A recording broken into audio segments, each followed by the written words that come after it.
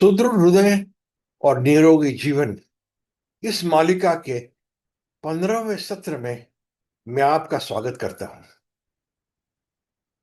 मैं doctor Neelkanth Karandikar, एमडीडीएम cardiology, Pune का हृदय रोग तज्ञ। मैं हार्ट के कंसल्टेशंस, नॉन इन्वेजिव टेस्ट जैसे कि एको, स्ट्रेस टेस्ट और invasive procedures like angiography, angioplasty करता हूं। मेरे अटैचमेंट्स यहाँ दिए हुए हैं। मैं गुणश्री प्राध्यापक कार्डियोलॉजी हूं और मुंबई विद्यापीठ का पहला स्वर्ण पदक विजेता हूं डीएम हृदय रोग शास्त्र, इस post graduate super speciality examination परीक्षा में। ऐसा कहा जाता है कि अंतिम विजय पाने के लिए मजबूत तैयारी की आवश्यकता होती है। अपनी क्रिकेट टीम जो T20 का फाइनल जीत गई, उन्होंने काफी मजबूत तैयारी जरूर की होगी, इसीलिए उनको सफलता मिली।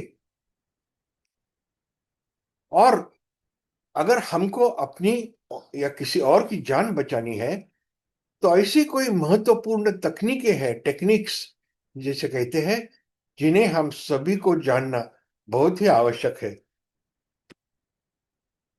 पहले देखते हैं रेडियल पल्स की जांच। रेडियल पल्स अपने हाथ के अंदरूनी बाजू में रिस्ट के नीचे रहती है। इस चित्र में बताया है कि अगर यह आपका बायां हाथ है, तो दाएं हाथ के 3 उंगलियों से आप ये रेडियल पल्स, ये 3 उंगलियां रेडियल पल्स पे रखते हैं ऐसे। और इसी में आपको ये रेडियल पल्स के जो पल्सेशंस होते हैं, वो आपको लगते हैं इन उंगलियों में। 3 उंगलियां क्यों? क्योंकि ये देखो, ये तीन ही उंगलियां अलग अलग लेंथ की रहती है, और किसी न किसी उंगली को ये जो रेडियल पल्स है, वो अच्छी तरह महसूस हो जाती है। जब रेडियल पल्स थोड़ी सी छोटी रहती है, मगर उससे बड़ी पल्स यानी कैरोटिड पल्स, उसकी भी जांच करना बहुत बार जरूरी होता है। कैरोटिड पल्स जो होती है, ये अपनी जो गर्दन है, उसके एक दाई बाजू और एक बाई बाजू, दो कैरोटिड पल्सेस होती है। और अपनी जो 2 उंगलियां हैं, इनसे इनको चेक किया जाता है, इनका मूल्यमापन किया जाता है। अपने गर्दन के बीच में जो है एक हड्डी लगती है, वो हड्डी पहले हम उस पे उंगलियां रख सकते हैं, और फिर साइड में उसके बाजू में ये उंगलियां ले जाने पर ये जो कैरोटिड पल्स है, वो महसूस हो जाती है। ये राइट साइड को या लेफ्ट साइड को, दाईं या बाईं बाजू कहीं भी देख सकते हैं, मगर दोनों बाजू एक ही बार उंगलियां कभी भी रखना नहीं, क्योंकि ऐसा करने से कभी कभी चक्कर आके कभी कभी बेहोशी भी आ सकती है। इसीलिए कैरोटिड पल्स चेक करते टाइम एक ही बाजू चेक करना बहुत जरूरी है। अभी रेडियल पल्स हो या कैरोटिड पल्स हो, पहली बात हम जो जांच मापते हैं, वो नाड़ी की ताकत क्या है। जीरो यानी नाड़ी ही न लगने पर जीरो, नाड़ी अनुपस्थित है। अगर किसी को कार्डियक अरेस्ट हो गया है, किसी का हार्ट जो हृदय है वो बंद पड़ गया है, तो उसकी नाड़ी आपको कभी नहीं लगेगी। नंबर 1+ यानी नाड़ी कमकुवत है। जिसका हार्ट कमकुवत है, हृदय कमकुवत है, उसकी नाड़ी भी कमकुवत हो जाती है। नंबर 2, नाड़ी सामान्य है।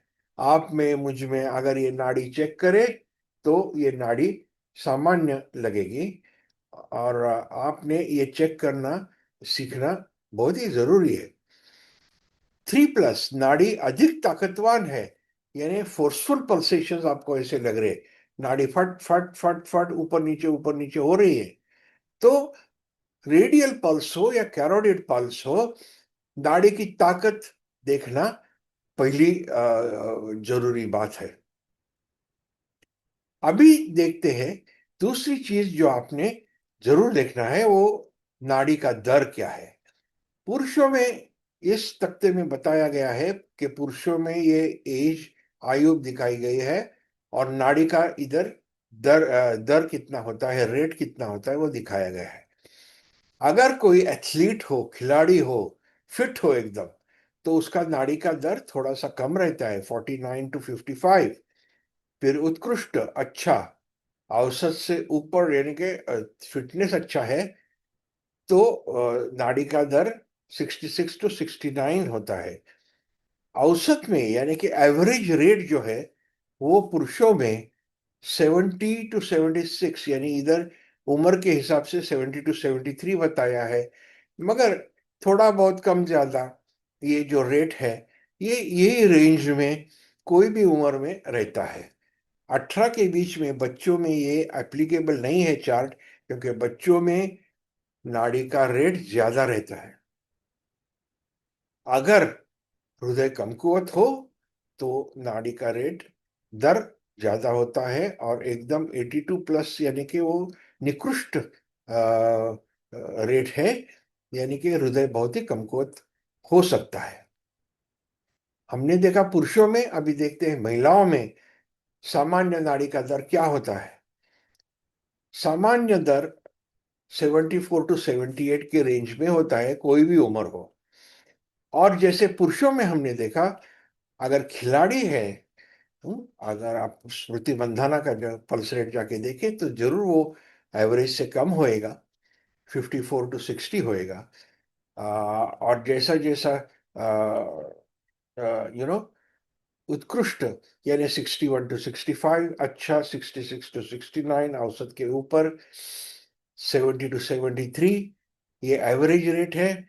और अगर हार्ट वीक हो तो हार्ट रेट ज्यादा महसूस होता है, 85 प्लस, यानी हार्ट रेट ज्यादा है, यानी उसका, इस आदमी का हृदय, इस औरत का हृदय थोड़ा फार कमकुवत है, थोड़ा बहुत कमकुवत है।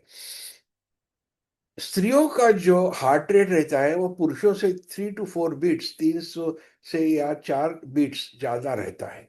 ये चार्ट में हम देख रहे हैं। तो पहली चीज देख ली कि रेडियल पल्स या कैरोटिड पल्स में उसकी ताकत क्या है पल्स की, और उसका रेट क्या है।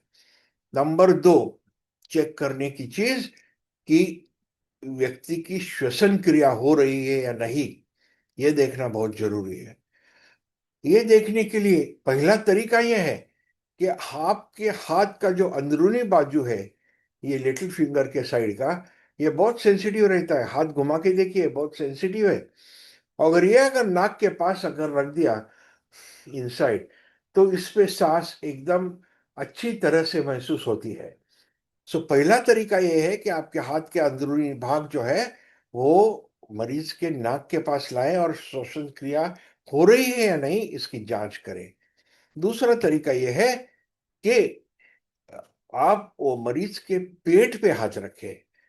हमने देखा है पहले सत्रों में कि एब्डोमिनल ब्रीदिंग क्या है। एब्डोमिनल ब्रीदिंग यह है कि जब हम सांस लेते हैं तो अपना पेट जो है, पेट का एरिया जो है वो थोड़ा बहुत बाहर आता है, और श्वास छोड़ते हैं तो पेट का एरिया अंदर जाता है। इसका कारण डायफ्राम जो मसल है उसका नीचे और ऊपर होना, ये उसका कारण है।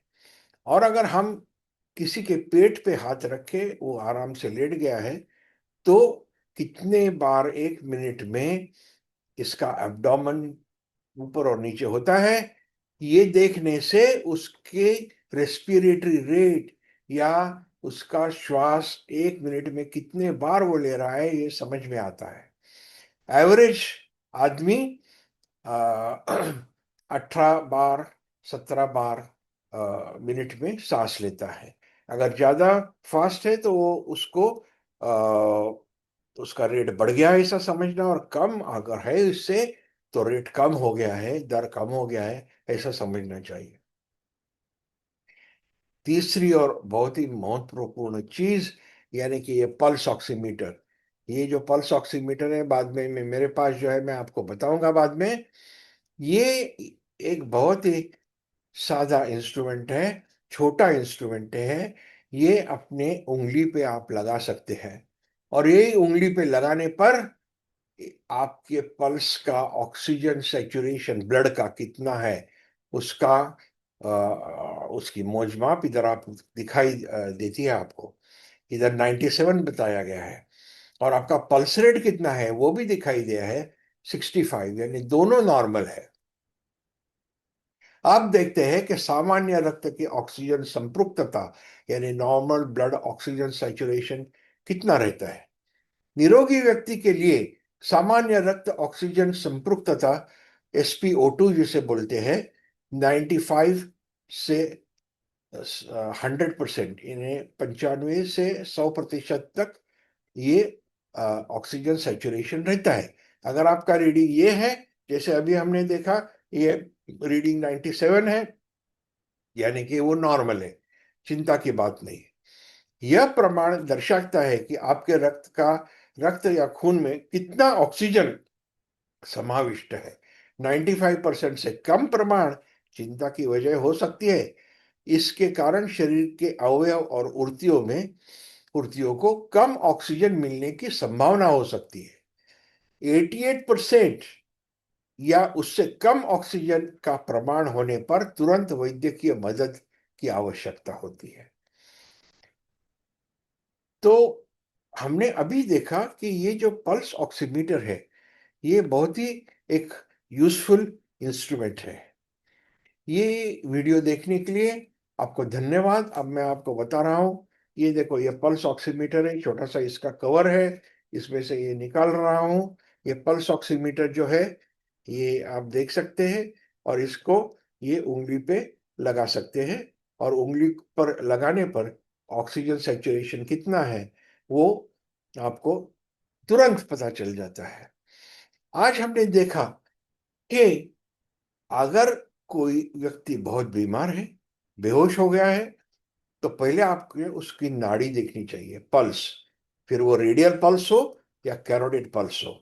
नंबर 2, उसकी रेस्पिरेशन, श्वासोश्वास जो है, सांस जो है, वो बराबर ले रहा है क्या नहीं, वो चेक करना चाहिए।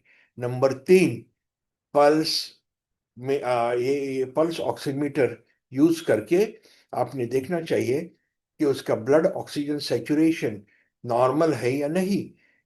ऑक्सीजन की प्राणवायु की संपृक्तता खून में बराबर है या नहीं, 95 टू 100% के रेंज में है या नहीं। अगर 88% के से कम हो तो उसको इमीडिएट अटेंशन, मेडिकल अटेंशन की जरूरत है। आज का ये वीडियो देखने के लिए बहुत बहुत धन्यवाद। और अगली टाइम कार्डियो पल्मोनरी रिससिटेशन, ये बहुत ही महत्वपूर्ण टॉपिक, हम लोग उसकी चर्चा करेंगे। आप मेरा चैनल आपने सब्सक्राइब जरूर किया होगा, अगर नहीं किया है तो जरूर सब्सक्राइब करना, मुझे थम्स अप दिया देना, यानी कि मुझे प्रोत्साहन मिलेगा मेडिकल कार्डियोलॉजी फील्ड की अच्छी अच्छी जानकारी की तरफ पहुंचाने के लिए। मुझे प्रोत्साहन मिलेगा। मैं आपका वापस धन्यवाद करता हूं। Thank you very much. Thank you.